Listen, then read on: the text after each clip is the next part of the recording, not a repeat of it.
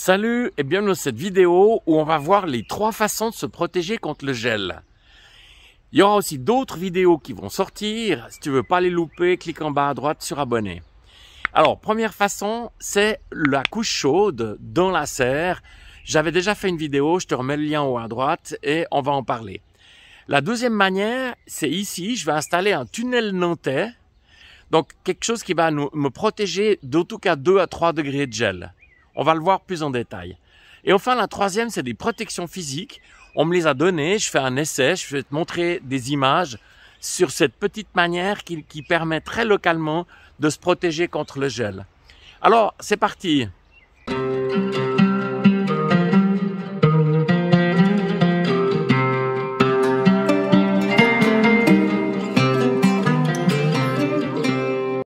Mi-avril, l'hiver n'a pas dit son dernier mot.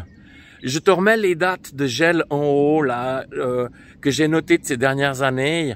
On a eu des gels jusqu'à fin avril sans problème. Donc il faut se protéger si on veut déjà planter maintenant. Alors la première manière donc pour se protéger du gel, c'est de faire une couche chaude. En l'occurrence, je suis venu chercher du fumier et je vais te montrer où je l'ai mis. Ici, on est donc dans ma serre et pour éviter le gel, donc j'ai mis ici environ 10 à 15 cm de fumier frais que j'ai pris chez mon ami Thierry. Alors, ça va avoir deux effets puisque ça va d'un côté faire une augmentation de température d'environ 5 degrés. En plus, avec les Zoya, il y a vraiment un arrosage permanent.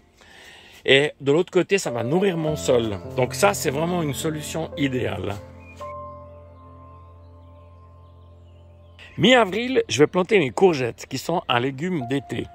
Mais je veux en avoir très vite, donc je vais mettre un tunnel nantais. J'ai préparé ma planche au râteau et puis dessus je suis venu mettre quelques granulés anti-limaces parce qu'on est de nouveau envahi comme l'année passée et tout de suite je commence par faire une protection.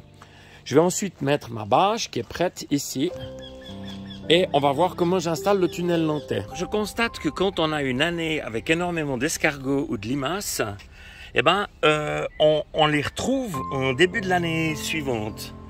Même si on a une grande période de chaud et de beau, regarde, on est envahi. Là, là, là, regarde, là, là.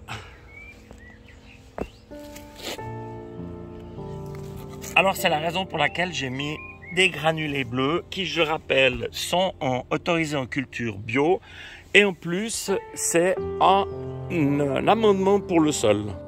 Alors regarde, juste à côté de ma planche de culture, il y a une partie, regarde les limaces là comme elles font la fête. Et des escargots, j'en ai partout. Donc ma planche de culture elle est là, je vais mettre une double protection. Donc j'ai protégé là, comme je t'ai montré. Mais maintenant, je vais encore mettre les anti-limaces. Le truc, il faut absolument contrôler qu'il n'y ait pas une limace dans les anciens anti-limaces que j'ai achetés l'année passée. Mes plantons de courgettes sont ici. Et je suis venu mettre des genouillères. C'est ce qu'on va voir notamment de la formation jardinier coach. Il reste une place pour le 10 mai. Passons à la plantation proprement dit. Je prends mon plantoir ici de diamètre 7. Ça, c'est vraiment un objet que je conseille à tous les jardiniers d'acheter. Ça coûte environ 5 francs suisses, ça veut dire 5 €. Regarde, je sors toute la terre d'un coup. Je viens ici, au fond, mettre un tout petit peu de terreau. Une poignée, comme ça. Tac. Je prends mon planton. Je viens le mettre dedans. Tac, et je viens verser le reste de ma terre comme ça. Et surtout, je viens mettre maintenant l'anti-limace. Alors honnêtement, ça marche très très bien pour autant qu'il soit bien mis. Donc ce que je conseille, c'est une fois qu'il est placé, il faut vérifier ici tout autour qu'il n'y a rien qui touche ou qui peut être en contact. Et je tasse un peu la terre à l'intérieur. Je finis par un bon arrosage. Et c'est terminé. Voilà, mes courgettes sont plantées et protégées. Il est temps maintenant de mettre le tunnel nantais parce qu'ils annoncent du gel après-demain. C'est parti. Ce soir, il est très possible qu'on ait une nuit scélérate. C'est un concept qui a été développé par Didier du Potager du Paresseux. Donc, c'est une journée couverte comme aujourd'hui. Et au début de soirée, vent du nord, donc ça, en Suisse ça veut dire bise. Et en France ça veut dire mistral. Vent froid qui coule.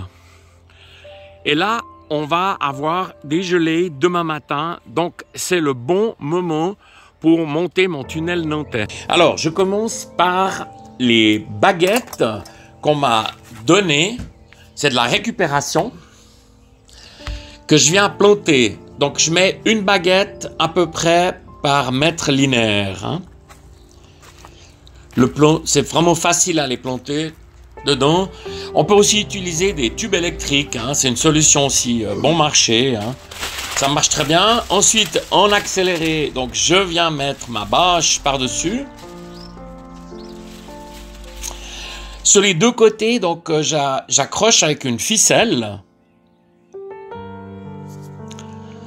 Donc vraiment bien, pour que ça tienne bien.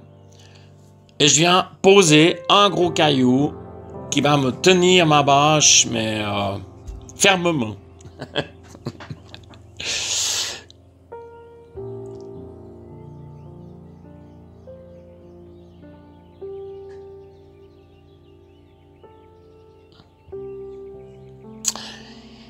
Alors ensuite, une petite rectification pour que la bâche soit bien tendue. Des cailloux de chaque côté.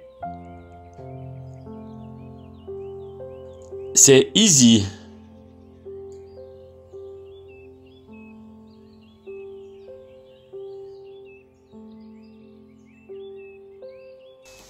Afin d'éviter que la bâche soit arrachée par un gros coup de vent, je mets une contre-baguette.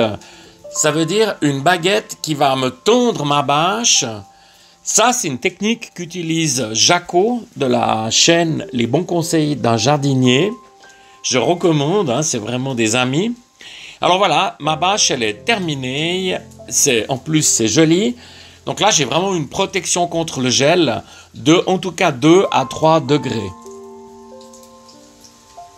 Alors, la troisième, c'est la microprotection. Ça, c'est des cônes qu'on m'a donnés. Personnellement, j'ai fait un premier essai. Il suffit d'un petit coup de vent, c'est très léger. C'est juste son seul défaut. Alors, une technique, ça consiste à mettre des sardines. Et là, on voit que ça a été prévu parce qu'il y a vraiment déjà le trou pour la sardine qui est mis. Et ça, c'est une technique qui protège à la fois contre les limaces et en même temps aussi contre des petits gels. Il est possible d'arroser par le haut. C'est quelque chose que je vais aussi tester. Voilà, ces cônes, c'est nouveau pour moi. Hein. Donc, j'ai commencé ici sur les haricots. Et en tout cas, au niveau des limaces, ça marche très très bien. On va voir au niveau du gel. Alors voilà, j'espère que cette vidéo sur les 3 techniques pour se protéger du gel t'a éclairé. Si c'est le cas, un petit pouce fait toujours plaisir. Merci de ta visite et à bientôt.